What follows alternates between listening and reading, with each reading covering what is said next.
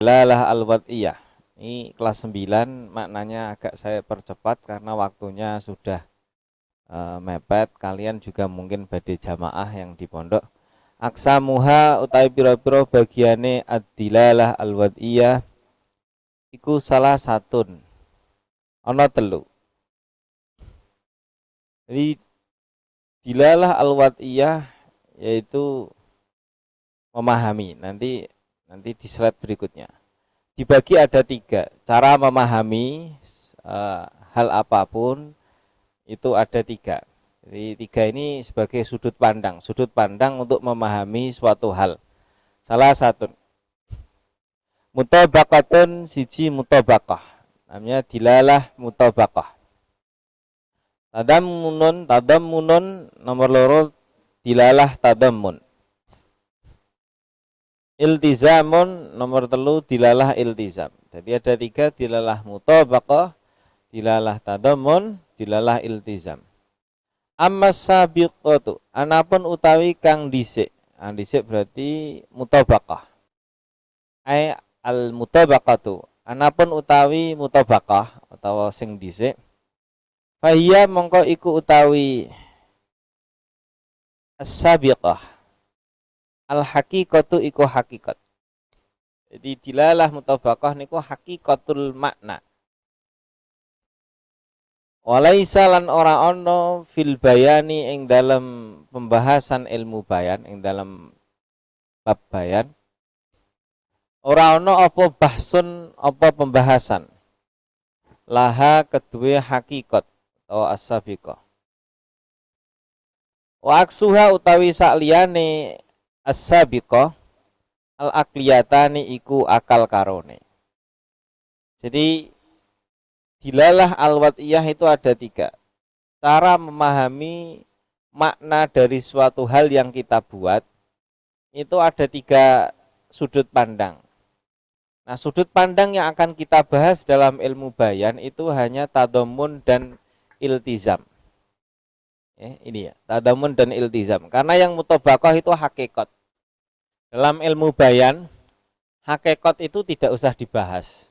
Karena sudah selesai yang namanya hakikat. Nah, sekarang ad-dalalah al-wad'iyah, kemarin sudah saya singgung, ini saya ulangi lagi. Menurut bahasa, dalalah al-wad'iyah adalah petunjuk. Petunjuk atau indikator, dalil juga bisa.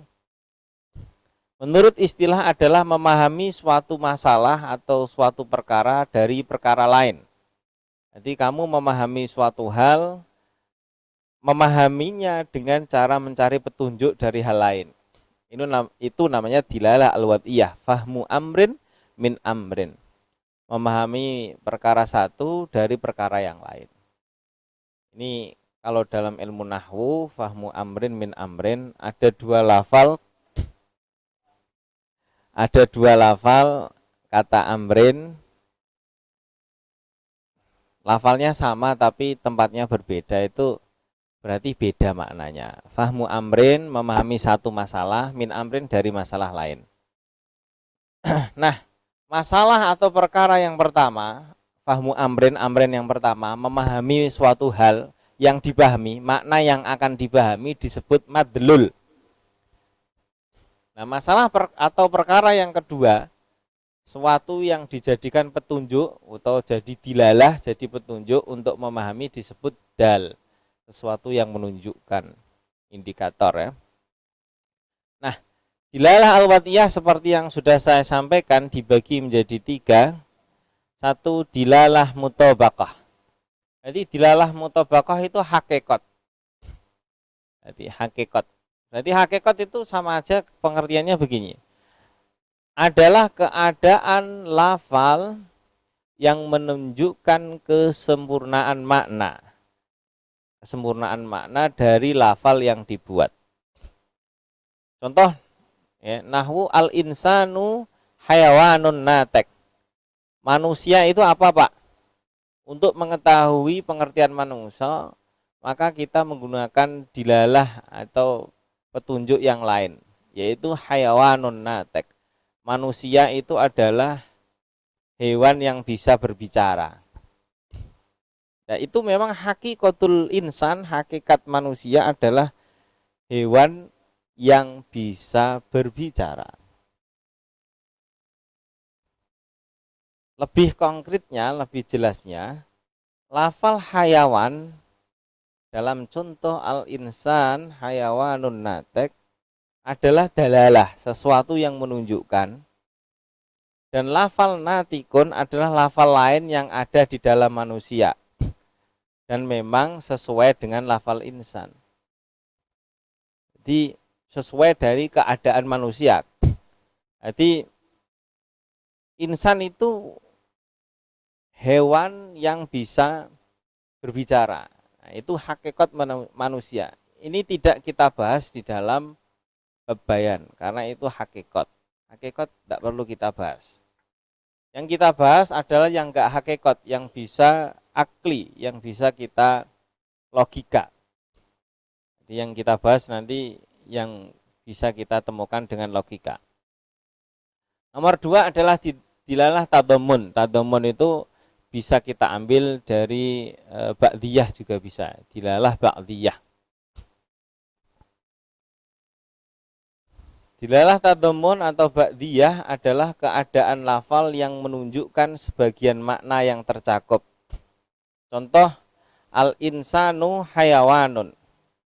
Manusia itu adalah hewan. Manusia itu adalah hewan. Hewan itu memang jiwa hewaniyah itu memang ada di dalam diri manusia. Ya. Tapi kata-kata hewan ini hanya sebagian, belum mencakup ke hakikat atau belum mencakup ke yang lain. Jadi ini namanya ba'diyah, sebagian.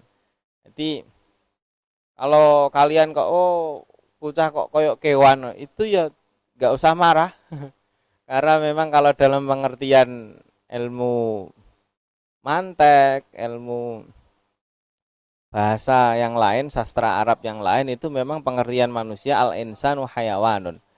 Jadi hayawanun ini adalah sesuatu yang menunjukkan tentang makna manusia.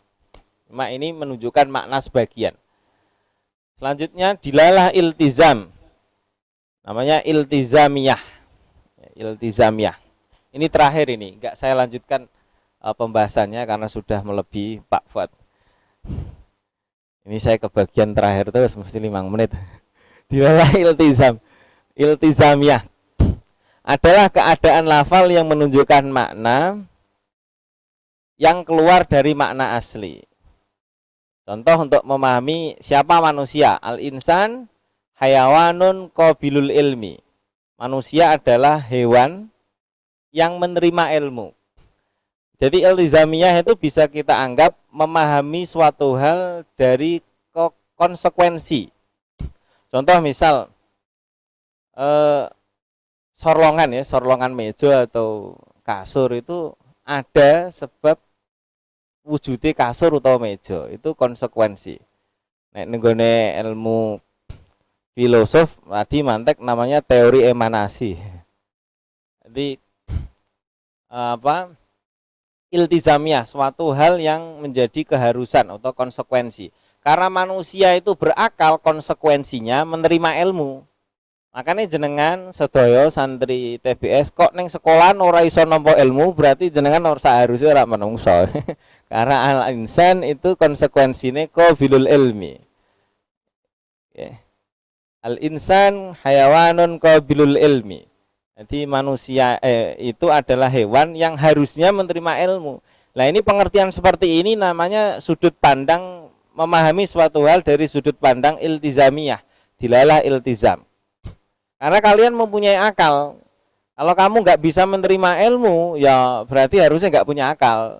Karena nggak punya akal harusnya nggak menungso, karena menungso punya akal, Pak, pasti itu. Itu. Jadi kesimpulannya, dilalah al-wad'iyah itu adalah memahami suatu hal dari beberapa sudut pandang.